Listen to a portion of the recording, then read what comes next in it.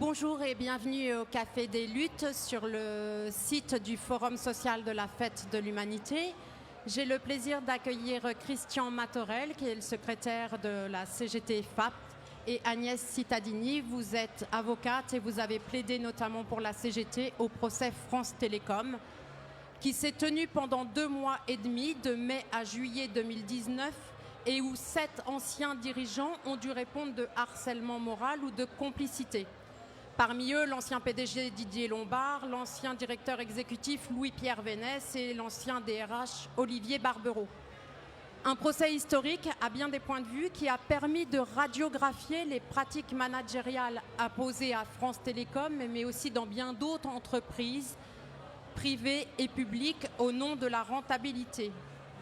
Le jugement sera rendu le 20 décembre 2019. Le parquet a requis la peine maximale, c'est-à-dire 15 000 € pour les personnes physiques et 1 an d'emprisonnement et 75 000 € pour la société France Télécom.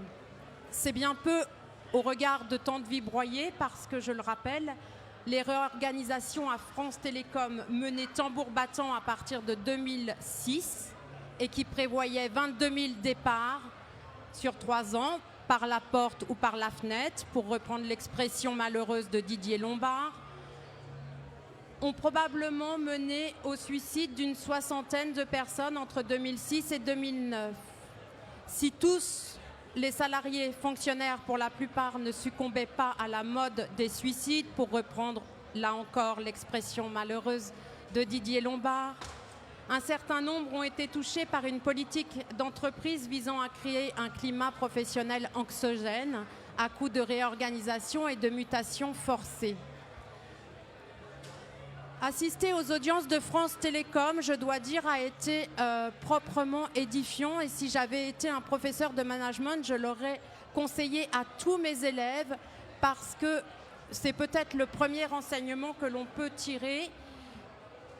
Ce procès a permis de mettre en lumière des pratiques managériales proprement délétères et en cours dans bon nombre d'entreprises. Christian Matorel, quel enseignement vous avez pu tirer de ce procès ? Déjà, je pense qu'il faut dire, c'est que le fait que ce procès se tienne, ça a été et c'est déjà la première victoire. Après 10 années d'instruction et 10 années d'obstacles de la part du MEDEF pour que ce procès ne se tienne pas, un procès en correctionnel a pu se tenir. Je pense que le premier enseignement, c'est celui-là. La deuxième victoire, elle viendra avec la condamnation. En tout cas, on l'espère, avec la condamnation des protagonistes, et y compris les personnes, mais y compris l'entreprise France Télécom, qui est aujourd'hui Orange, en tant que personne morale. Agnès Cittadini, sur les enseignements que vous avez pu tirer et sur ces pratiques managériales qui ont été mis en lumière. Alors, d'un point de vue juridique, c'était exceptionnel qu'un procès de cette ampleur se tienne sur la qualification de harcèlement moral, puisqu'on n'avait jamais eu ça en France avant. On parle beaucoup du harcèlement moral dans les tribunaux, on en parle devant les juridictions prud'homales, on en parle de temps en temps devant les tribunaux correctionnels, mais on n'avait jamais renvoyé jusqu'alors une entreprise de cette taille, une des plus grosses entreprises en France à l'époque et encore maintenant, et ses principaux dirigeants. Donc c'est quelque chose d'inédit d'un point de vue juridique, et ça a permis de décortiquer le système managérial au sein de cette entreprise, de le comprendre et de savoir pourquoi justement il avait été source d'autant de souffrance pour les salariés et les fonctionnaires. Est-ce qu'on peut revenir peut-être sur ces pratiques managériales justement qui ont été en cours à France Télécom, mais dans bien d'autres entreprises? Est-ce que vous pouvez rappeler un peu quelles étaient les pratiques visant à déstabiliser en permanence les salariés? Alors il y en avait plusieurs, il y avait des incitations répétées au départ, des mutations forcées sans que l'agent ou le fonctionnaire ne puisse faire quoi que ce soit. Il y avait aussi des primes qui étaient attribuées à certains managers pour pouvoir mettre en œuvre cette politique, et on était face à un système réellement organisé. Et on avait aussi pour particularité un détournement systématique de la loi, puisque le but était d'arriver à des départs quand une entreprise veut organiser des départs, il y a un certain nombre d'obligations juridiques. Et là, l'entreprise s'en est affranchie et a cherché plutôt à faire peser la responsabilité sur les agents ou sur les fonctionnaires pour qu'ils soient à l'initiative de leur propre départ. Donc en gros, l'idée est de faire craquer pour que les personnes partent.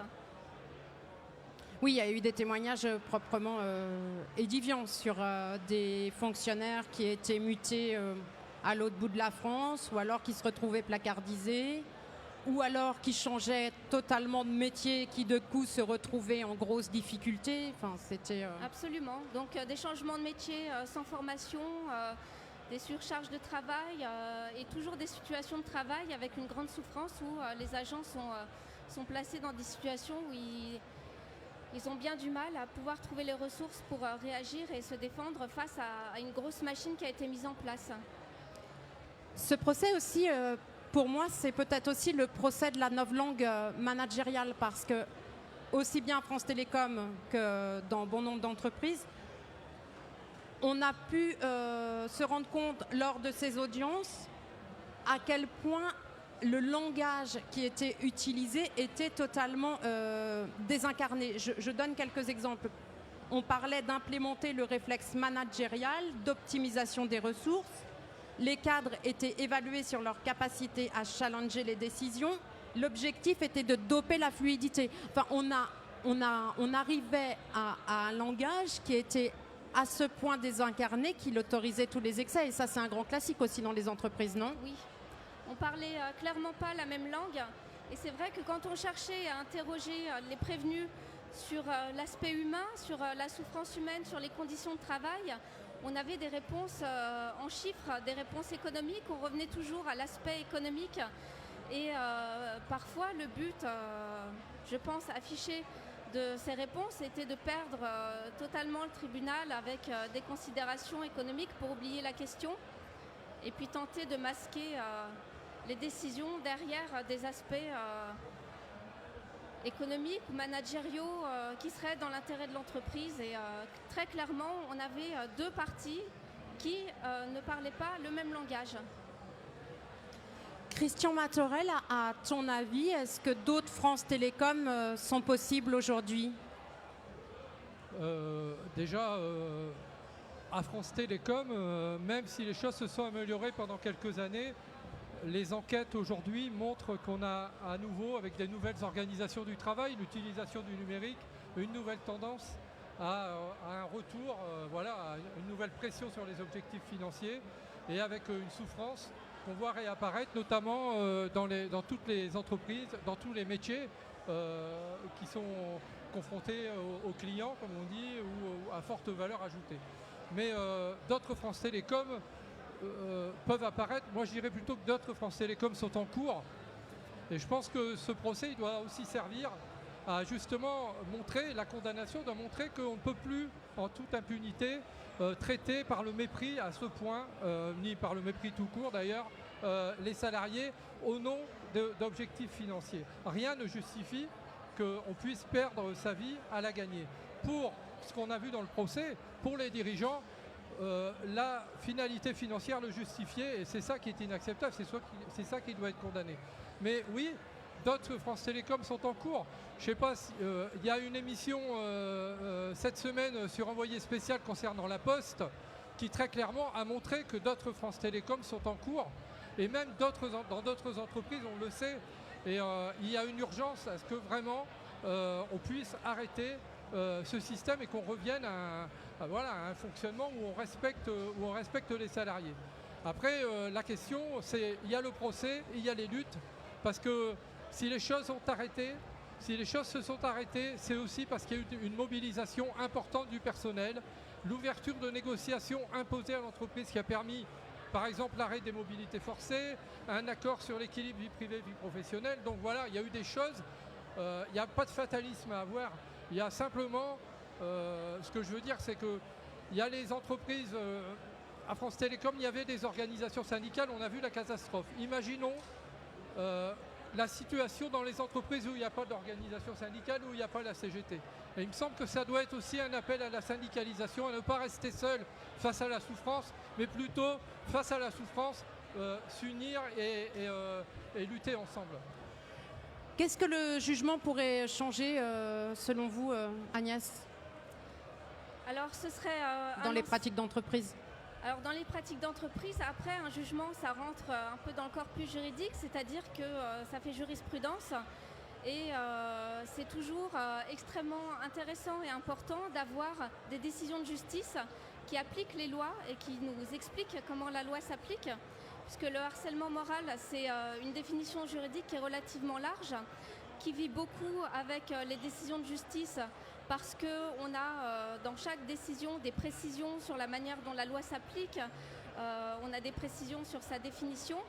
Et avoir un bon jugement, si on obtient un jugement de condamnation qui nous explique qu'on est face à une pratique managériale qui s'apparente à du harcèlement, ça pourra servir dans d'autres entreprises pour dénoncer des situations similaires. Et vous, Christian, vous attendez quoi de ce jugement en tant qu'organisation syndicale? La première chose, c'est que justice soit rendue aux familles des victimes qui ont perdu la vie et à ceux, nos collègues et nos camarades, qui n'ont pas perdu la vie mais qui sont marqués encore aujourd'hui par milliers. Ils sont marqués à vie par ce qui s'est passé. Le procès, pour eux, a été un exutoire aussi, et je pense que ce procès, il doit aller au bout, y compris en termes de condamnation. Alors pour eux, mais aussi justement pour qu'on ne puisse plus en toute impunité voir de telles choses et de telles horreurs, j'allais dire, dans les entreprises. Et vraiment, avec les nouvelles organisations du travail, le risque est énorme que les choses se reproduisent. Et on a besoin d'être vigilant. Et ce procès, on doit se l'approprier. Ça ne peut pas être qu'une question juridique. On doit aussi s'approprier tout ce qui s'est dit dans ce procès, dans toutes les entreprises, syndicalement, pour qu'on porte, et d'ailleurs c'est ce qu'on a fait avec la Poste pas plus tard que hier, pour leur rappeler qu'ils devraient étudier de très très près la situation à France Télécom et le procès en correctionnel qui s'en est suivi. On pourrait encore en parler pendant 1000 heures, malheureusement c'est terminé. Je vous remercie tous les deux.